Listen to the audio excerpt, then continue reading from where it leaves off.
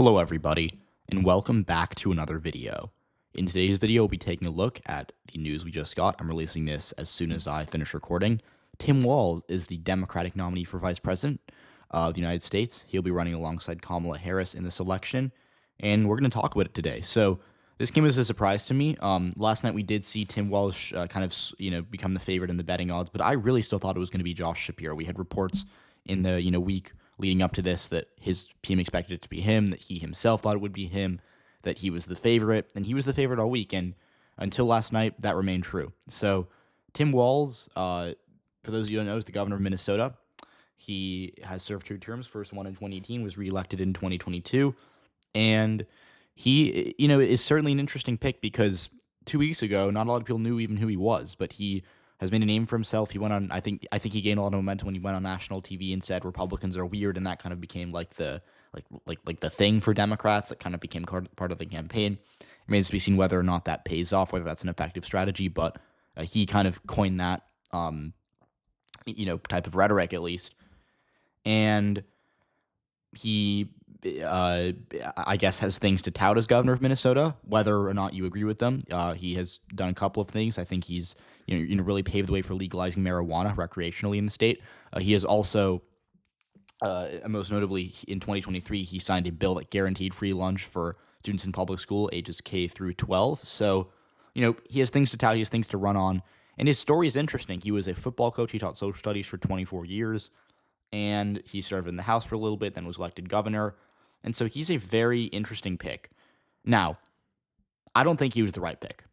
I know a lot of people don't like that. I know a lot of people, Democrats online really, really liked Tim Walz, liked him more than Josh Shapiro. But Josh Shapiro should have been the pick. I have no doubt about that in my mind. Now, unless there's something that the Harris team knows that I don't know, which obviously is likely, it's definitely possible. I don't work for the Harris campaign. Obviously, I don't know the information that they were being granted. But at the same time, it's kind of, a little counterproductive to speculate because there's reason she made this pick. Maybe there's things she found out about Josh Shapiro that the public does not know, or there's a benefit to Tim Walz that we don't know yet. But for now, let's talk about what we do know. And what we do know is that, based on publicly available information, Josh Shapiro would have been the better pick. Now, that is not to say that I think Tim Walz is a bad pick. I think Tim Walz is a good pick, but Josh Shapiro would have been a great pick, and it's a missed opportunity. Now, let's talk about this. Josh Shapiro, governor of Pennsylvania, he won by 15 points in 2022. He served as state's attorney general for 8 years prior to that. Very popular there. He enjoys approval ratings up to 60%. And he's a good speaker. Tim Walz is a good speaker too, but Josh Shapiro really brought a lot of energy to the ticket.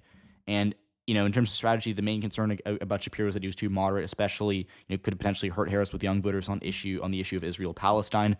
But my counter to that is that Tim Walz has the exact same position as Josh Shapiro on Israel-Palestine. They're both in the same ballpark.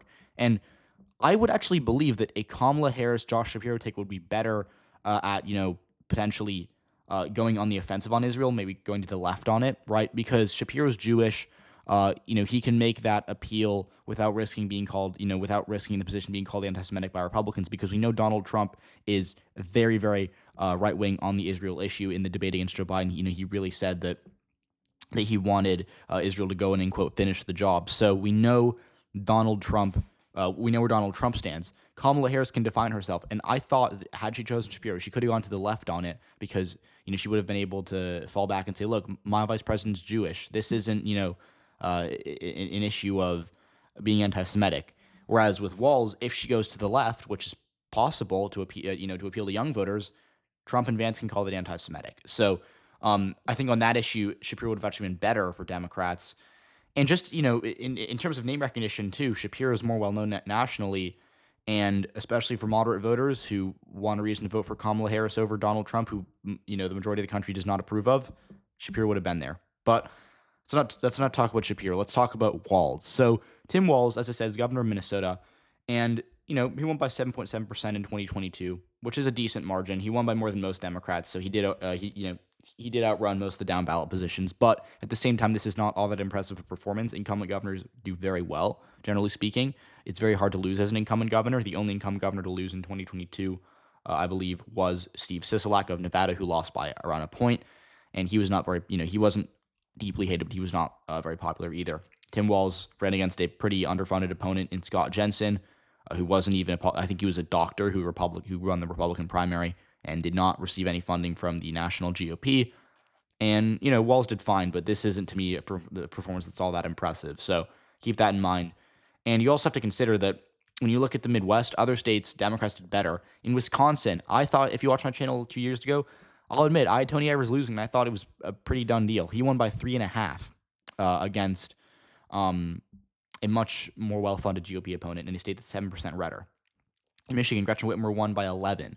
In Pennsylvania, Josh Shapiro won by 15. So of the Democrats running for governor, Walz in those four main kind of battleground Midwestern states, Walz did the worst, I would say, by a decent amount. So keep that in mind. Now, he's not unpopular here. He definitely is going to help in Minnesota. But once again, beyond the home state, there's not a lot of evidence that vice presidents impact the ticket. You also have to consider the fact that Josh Shapiro was from arguably the most important state. I think definitely the most important state, really, the Electoral College. Usually whoever wins Pennsylvania wins the election. That's been true every year since 2004. But Tim Walz, not a bad candidate. I don't think he hurts in Pennsylvania for Harris, but he definitely doesn't help because he's from Minnesota. He's definitely to the left of Shapiro, and especially for moderate voters in the suburbs. Are they going to be able to come home for a Harris-Walz ticket that's probably going to be characterized as too left-wing by the Trump and Vance campaign? I'm not sure. It's a riskier pick than people think. A lot of people just think, look, Tim Walz is less controversial than Josh Shapiro because he has fewer scandals. But again, Josh Shapiro was on the front lines of that VP search for 2 weeks. He was the front runner. So every bit of dirt anyone could find on him was released and leaked to the public. Tim Walz was kind of a dark horse candidate until the final days. And again, he really didn't have a lot of people that were looking into potentially finding dirt on him. So it's possible that as we get closer to the election, the Trump campaign finds something that could hurt Walz, whereas Shapiro, I think, was more of a known element. And Shapiro came with his own set of risks, as did any vice presidential candidate.